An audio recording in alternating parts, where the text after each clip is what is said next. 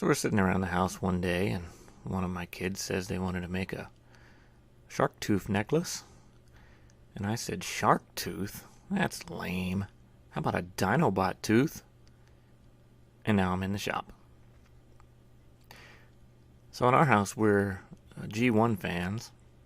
So we decided to make it look like a G1 dinobot tooth, which was basically just a triangle.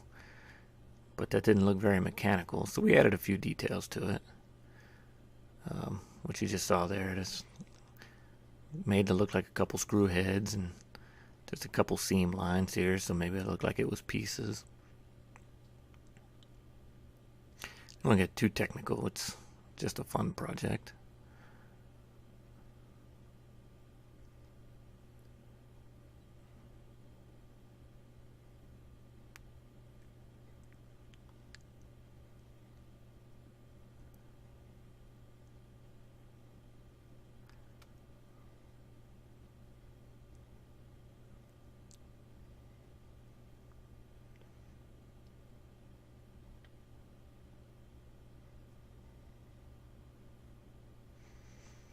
I didn't want to put any holding tabs on the top here because of all these details.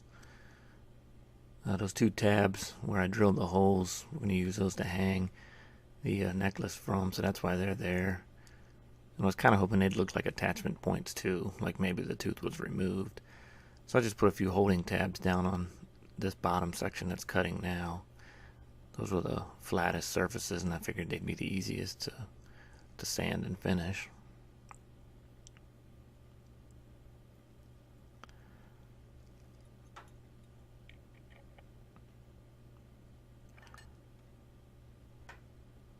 So now we're gonna get it out of there and do just that. It's also a little bit scary, sanding small parts on the belt sander.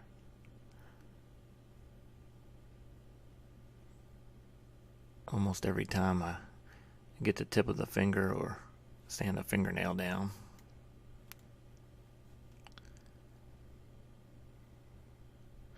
And of course that beveled edge was just way too small, so turn the belt off and do it by hand.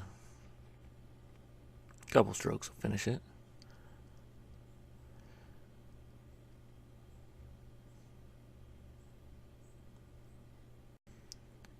Didn't turn out bad.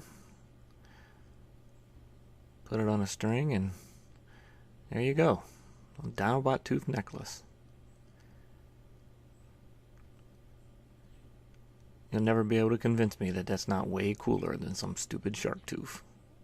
Anyway, that's it. Thanks for watching.